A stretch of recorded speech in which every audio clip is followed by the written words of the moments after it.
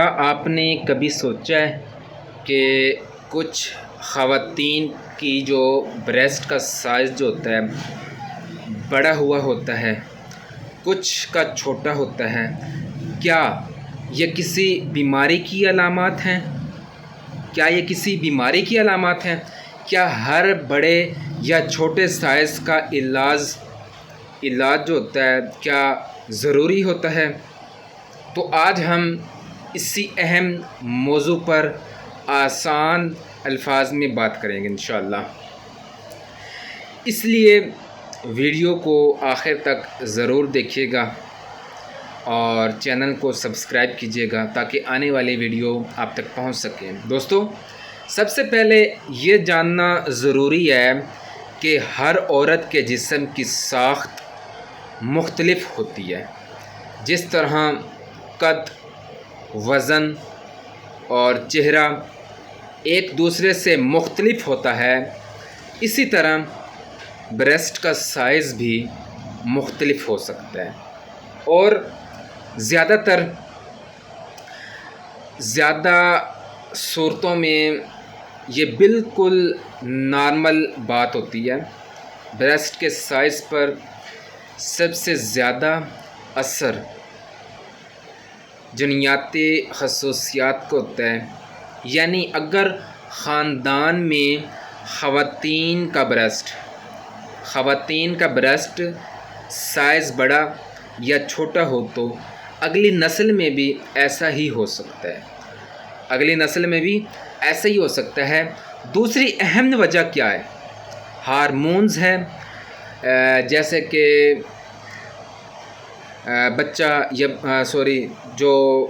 بچی جو ہے بالغ ہوتی ہے، بالغ ہونے کے دوران جسم میں ہارمونز کی تبدیلی یا باعث بریسٹ کی نشو و نما ہوتی ہے۔ ہر لڑکی میں یہ عمل ایک جیسا نہیں ہوتا، اسی لیے سائز میں بڑا فرق آتا ہے۔ فرق معلوم ہوتا ہے کہ ایک سائز چھوٹا، ایک سائز بڑا، یا کچھ کے سائز چھوٹے ہوتے ہیں، کچھ کے بڑے ہوتے ہیں۔ اس کے علاوہ جسمانی وزن بھی اثر انداز ہوتا ہے۔ اگر وزن بڑھ جائے تو بعض خواتین میں بریسٹ کا سائز بڑھ بھی سکتا ہے، جبکہ وزن کم ہونے سے سائز کچھ کم محسوس ہو سکتا ہے۔ اس کے علاوہ حمل کے دوران، دودھ پلانے کے دوران بریسٹ کے جو سائز میں تبدیلی آ سکتی ہے اور بعد میں دوبارہ پہلے جیسا یا اس سے مختلف ہو سکتا ہے۔ یہ بھی ایک قدرتی عمل ہے۔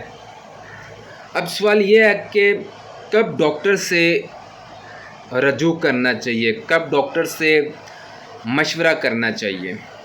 اگر اچانک صرف ایک طرف کا سائز بہت زیادہ بدل جائے، اس میں مسلسل درد